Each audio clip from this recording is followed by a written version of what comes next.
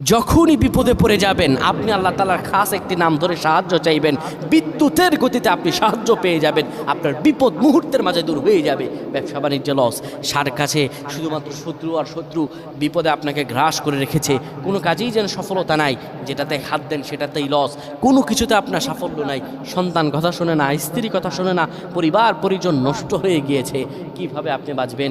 প্রবাসে আটকা পড়ে গেছেন, আসতেও পারেন না, কোনো কাজও পাচ্ছেন না, আপনি আমলটা করেন। এটি আমার কথা নয়, বিশ্বনবী মুহাম্মদ রাসূলুল্লাহ সাল্লাল্লাহু আলাইহি ওয়াসাল্লামের প্রিয় সাহাবী হযরত যায়েদ রাদিয়াল্লাহু তাআলা আনহু, তিনি একবার মক্কা থেকে হিজরত করে যখন মদিনায় যাবেন, ঠিক সেই সময় বিপদে পড়ে যান। ওনাকে একটি লোক বিপদে আটকে ফেলে এবং ওনাকে হত্যা করার চেষ্টা করে। তখন তিনি আল্লাহ তাআলার এই খাস নামটি ধরে সাহায্য চেয়েছিলেন, আল্লাহ তাআলা তাকে বিপদ থেকে মুক্ত করেছেন। সুবহানাল্লাহ। সেই দোয়াটা কি? তিনি যখন বিপদে পড়ে যান তিনি বলেন, আগিসনি ইয়া রহমান।